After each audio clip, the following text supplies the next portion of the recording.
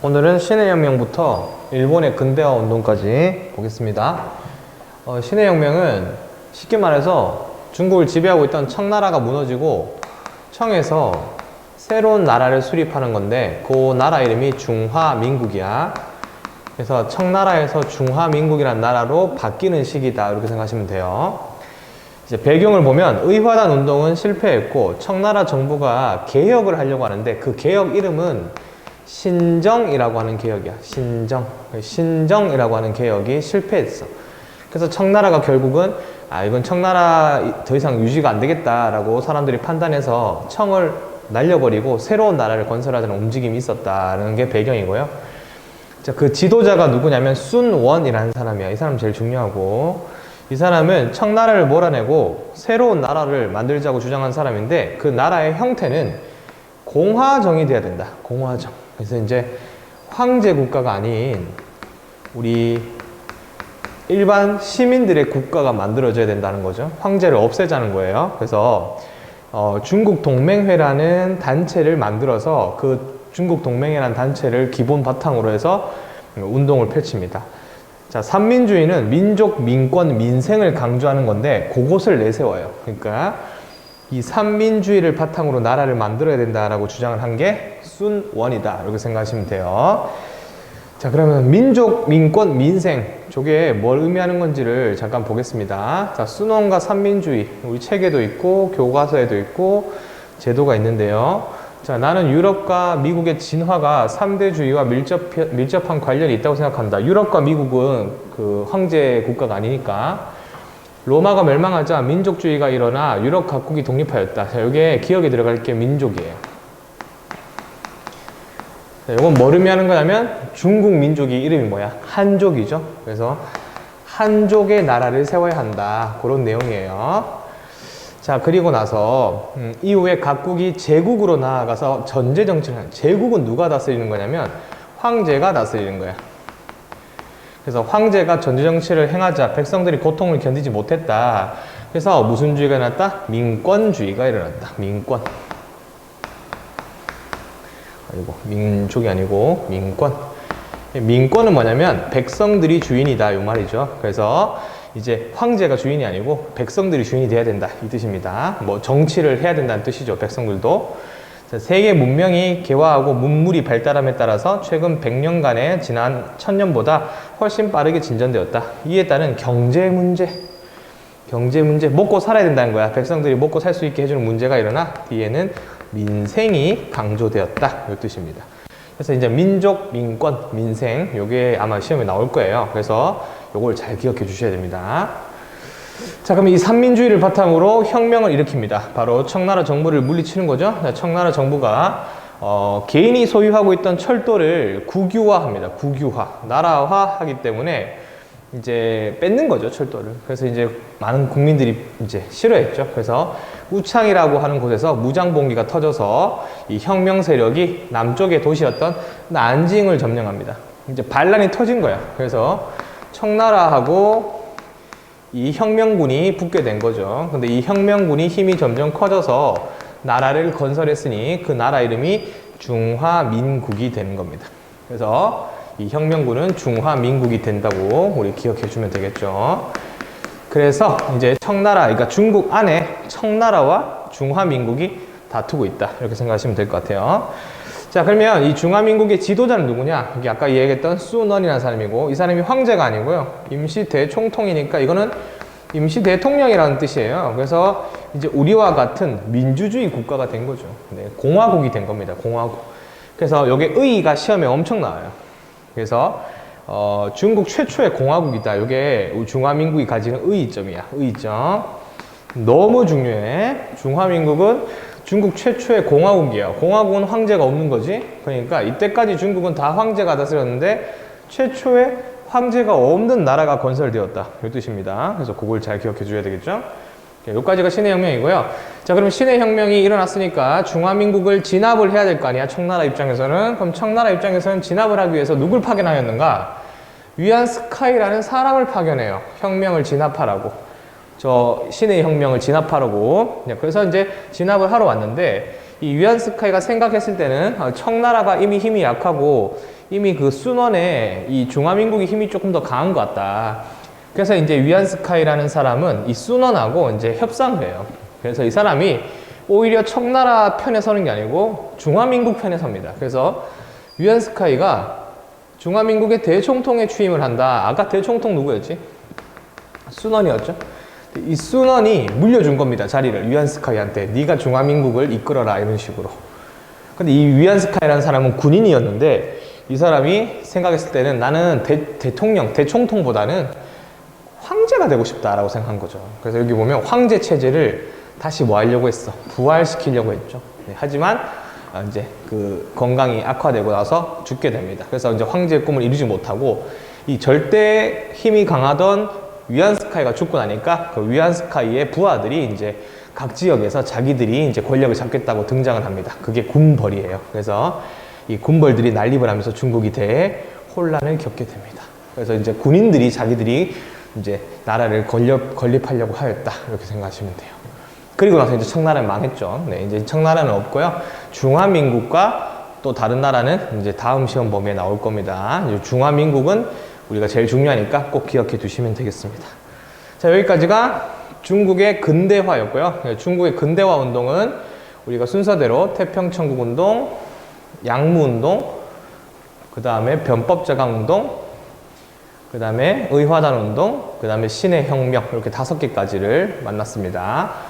5개 기억해 주시고 일본으로 가볼게요. 자, 일본의 개항과 메이지 정부의 수립이라고 되어 있죠. 자, 이제 일본의 개항입니다.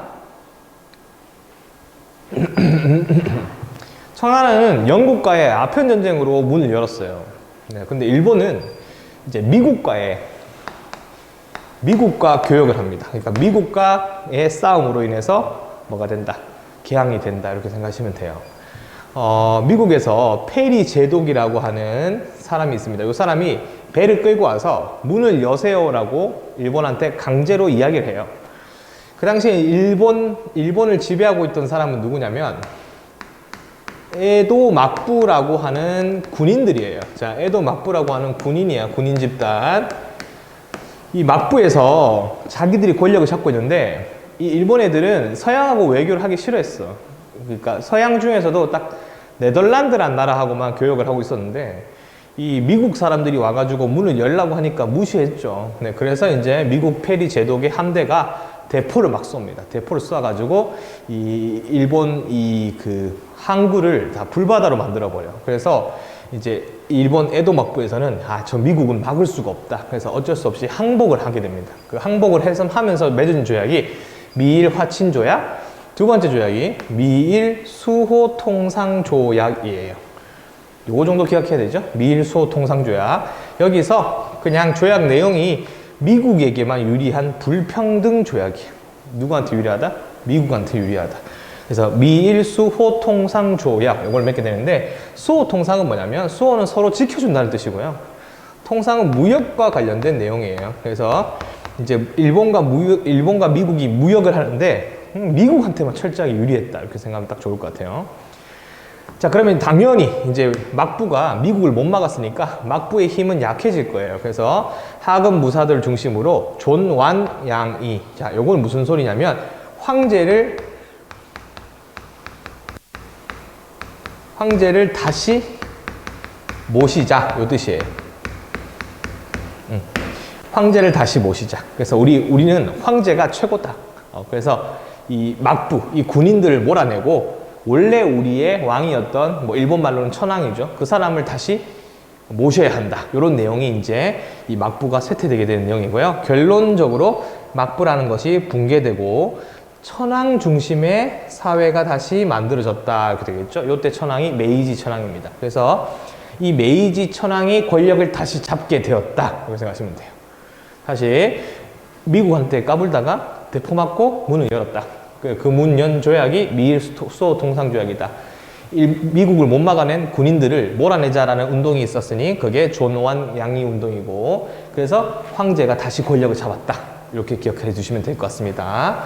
자, 그 다음은 이제 미일 수호 통상 조약 내용인데요. 뭐 내용을 보면 항구 4개를 추가로 개항할 것이라고 되어 있고요. 일본의 모든 수입품, 수출품에 대한 세금은 이제 미국과 협상을 해가지고 조약을 맺어서 낸다라고 돼 있고요. 그러니까 세금을 미국이 정한다는 뜻이야. 일본인에게 죄를 지은 미국인은 미국 영사재판소에서 조사하여 미국 법에 따라서 처벌한다. 자, 이게 되게 중요한 내용인데 영사재판권이라 불러요. 영사재판권. 그러니까 미국 사람이 일본에서 죄를 저지르면 일본에서 판결받는 게 아니고 미국에 가서 판결받습니다. 그러니까 이제 그 미국 사람이 일본인을 죽이면 좀 처벌을 무겁게 받아야 되는데 처벌을 가볍게 받고 넘어갈 수도 있는 거죠. 네, 그래서 그런 것들이 불평등 조약이에요. 네. 치외법권이라고도 불러요. 치외법권. 네. 자, 그러면 이제 다시 권력을 잡은 메이지 황제는 뭘 했을까? 권력을 잡았으니까 자기 권력을 강화시켜야 되겠죠. 그래서 근대화 운동을 합니다. 근대화 운동. 무슨처럼? 서양처럼. 그냥 나도 서양처럼 살래 이렇게 되는 거죠. 서양처럼 다시 한번 우리도 발전해보자. 이게 근대화야. 그래서 이제 메이지 유신이라 불러요. 메이지 황제 이름을 땄죠. 주요 내용이 시험에 엄청 나와요. 주요 내용 기억해야 돼. 자, 첫 번째, 에도를 도쿄로 바꾸자. 수도를 이름으로 바꾸는 거예요. 이름 바꾸는 거야. 에도를 도쿄로. 그래서 지금 수도가 도쿄죠. 자, 두 번째, 폐번치현이라고 나오죠. 폐번치현. 자, 요건 뭐냐면 일본의 봉건 제도를 폐지하는 거예요. 봉건제 폐지. 그러니까 쉽게 말하면 땅을 이제 나눠주는 게 아니고요. 이제 천황이 이제 다 다스리겠다는 뜻이에요. 알았죠? 그래서 지금도 일본은, 우리는 구미시지만 일본은 뭐 시마네 현, 뭐 이렇게 뭐 현, 나가타 현 이렇게 현이라 불러요. 그래서 그렇게 현으로 바꾸겠다는 게 폐번치 현이에요. 그 다음에 중요한 거 세 번째, 신분제 차별. 요건 별표. 근대화 국가가 되려면 신분제가 폐지돼야 돼. 그게 제일 중요한 거야. 그 다음에 서양식 교육 제도 실시. 4번이죠. 다음 다섯 번째, 유학생 파견, 사절단 파견 이렇게 돼 있죠. 다른 나라 걸 보고 온다는 거고요. 뭐 대표적인 사절단은 이와쿠라 사절단이 있죠. 이와쿠라 사절단이라는 걸 보내가지고 이제 어떻게 했다? 해외에 그 우수한 문물을 받아왔다 이 뜻입니다.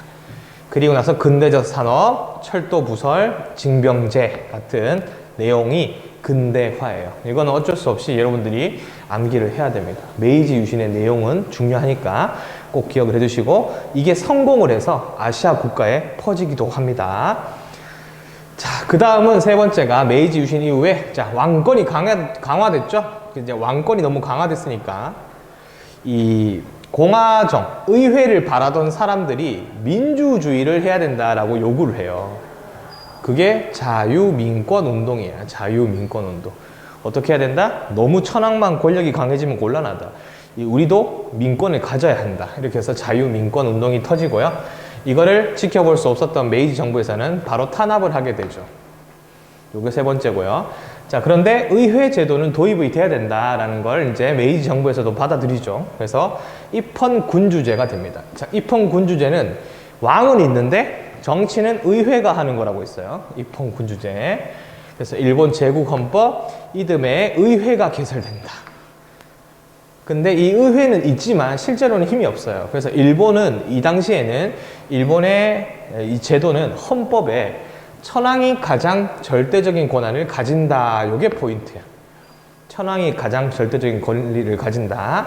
의회가 있긴 있어. 의회가 있긴 있는데 있긴 있지만 힘이 없어요. 그러니까 천황이 모든 걸 가져요. 일본 헌법 보시면 대일본 제국은 만세 일개의 천황이 통치한다.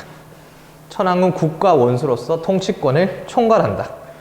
천황은 제국의회 동의를 얻어서 일본 제국 헌법의 선포, 그 다음에 입법권을 행사한다. 돼 있죠. 그러니까 모든 권한이 누구에게 있다? 천황에게 있다. 이 뜻입니다.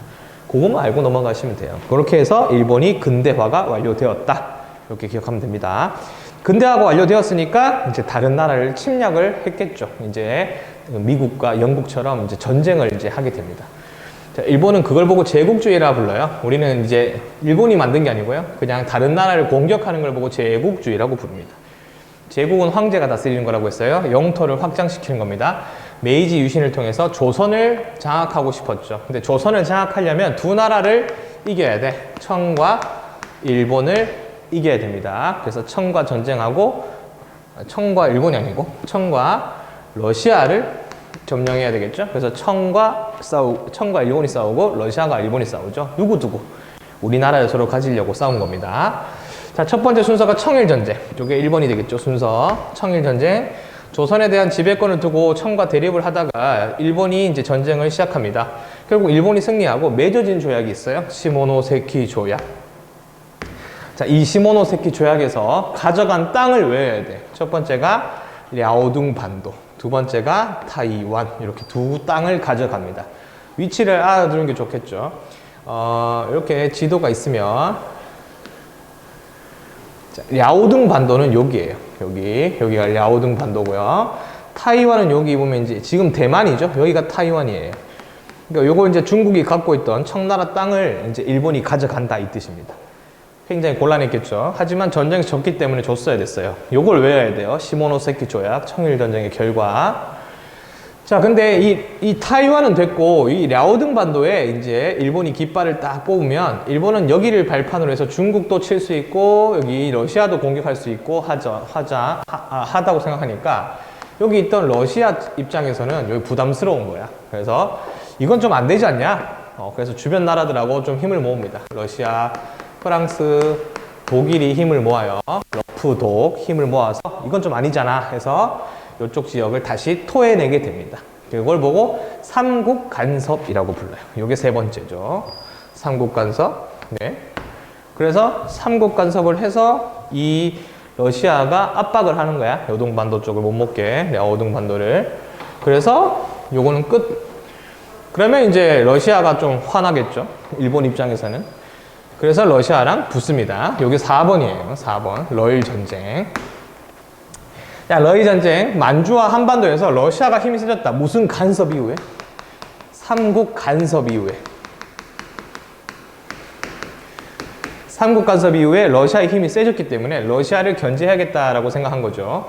일본은 영국과 동맹을 맺습니다. 영일 동맹이라고 해요. 영일 동맹. 이 영일 동맹을 맺고 나서 이제 러시아를 치게 됩니다.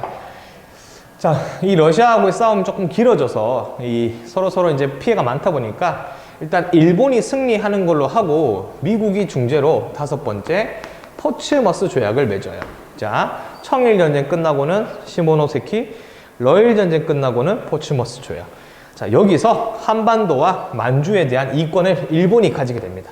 한반도는 우리나라잖아. 그래서 러일전쟁에서 일본이 승리하면서 우리나라의 이권, 그러니까 우리나라를 가질 수 있는 권한을 누가 가지게 된다? 일본이 가지게 됩니다. 그리고 나서 1910년 우리나라가 대한제국이었는데 그 대한제국이 일본에게 넘어가게 됩니다. 여기까지가 일본의 근대화 운동 과정이고요. 우리나라가 어떻게 넘어가는지까지 순서로 기억을 해두고 청일전쟁 결과는 시모노세키, 랴오둥 반도, 타이완, 그 다음에 러일전쟁 결과는 포츠머스 조약으로 우리나라가 넘어가게 된다. 이렇게 정리하시면 일본까지 끝입니다. 다음 시간에 마지막 우리나라의 조선의 근대화 운동 배우고 이제 이 과정을 마무리하겠습니다. 네, 수고했습니다.